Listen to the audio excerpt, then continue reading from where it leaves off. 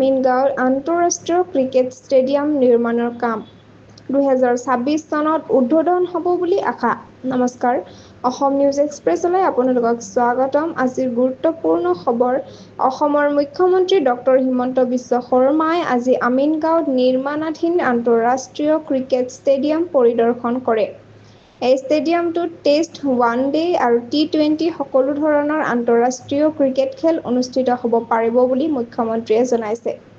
নিৰ্মাণ কাৰ্য যথেষ্ট দ্ৰুতগতিত আগবাঢ়ি আছে আৰু ডিচেম্বৰ 2025ৰ ভিতৰত কাম সম্পূৰ্ণ হোৱাৰ সম্ভাৱনা আছে।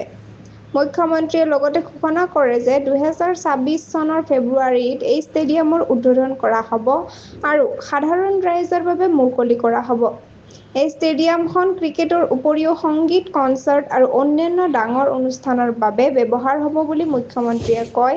ৰাষ্ট্ৰীয় গেমছ অনুষ্ঠিত কৰাৰ পৰিপ্ৰেক্ষিতত অসম চৰকাৰে উন্নত ক্ৰীড়া পৰিকাঠামো গঢ়ি তোলাৰ চেষ্টা চলাইছে।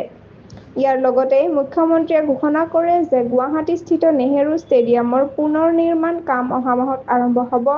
উত্তৰ গুৱাহাটীৰ সৈতে সংযোগ স্থাপন কৰা নতুন দলংখনো এই বছৰ ডিচেম্বৰত উদ্বোধন কৰা হ'ব, যাৰ ফলত যাত্ৰাত যথেষ্ট সহায় হ'ব বুলি আশা প্ৰকাশ কৰিছে জনসাধাৰণে।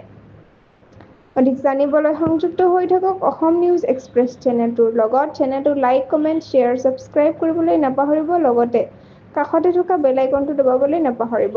ধন্যবাদ।